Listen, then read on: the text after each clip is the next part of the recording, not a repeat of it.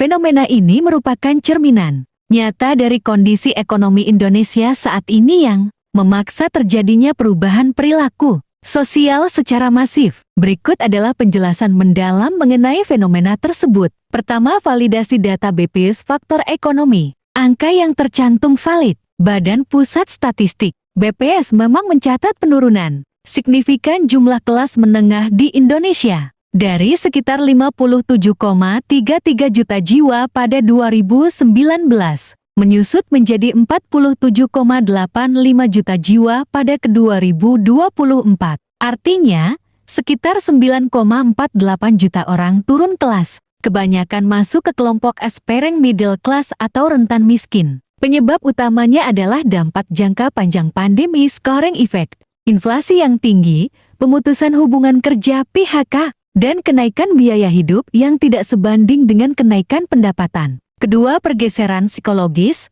look good vs feel good. Ketika tekanan ekonomi meningkat, prioritas belanja berubah drastis. Studi Hakuhodo International Indonesia melalui Seikatsusha Lab yang dikutip dalam gambar secara akurat menangkap perubahan ini. Era sebelumnya flexing, kelas menengah yang tumbuh pesat, cenderung ingin menunjukkan status baru. Mereka melalui konsumsi yang terlihat, conspicuous consumption. Media sosial menjadi etalas untuk look good. Era sekarang realistis, dengan dompet yang makin tipis. Mempertahankan gaya hidup lama menjadi beban mental dan finansial. Akibatnya, terjadi pergeseran nilai. Orang lebih memilih mengalokasikan dana terbatas mereka untuk hal-hal yang memberi ketenangan, batin dan kenyamanan nyata feel good, daripada sekadar mengejar validasi eksternal. Ketiga, fenomena dewasa tengah. Istilah dewasa tengah yang muncul dalam studi tersebut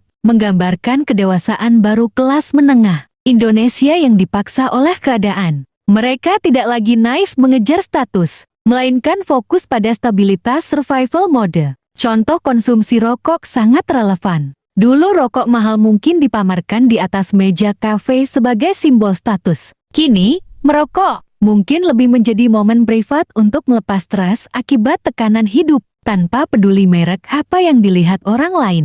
Kesimpulan, tren penurunan flexing bukan sekadar perubahan mode sesaat, melainkan adaptasi rasional terhadap kondisi ekonomi yang semakin menantang. Masyarakat menjadi lebih pragmatis. Mereka menyadari bahwa terlihat kaya di media sosial tidak akan membantu mereka membayar cicilan atau biaya hidup yang semakin mencekik.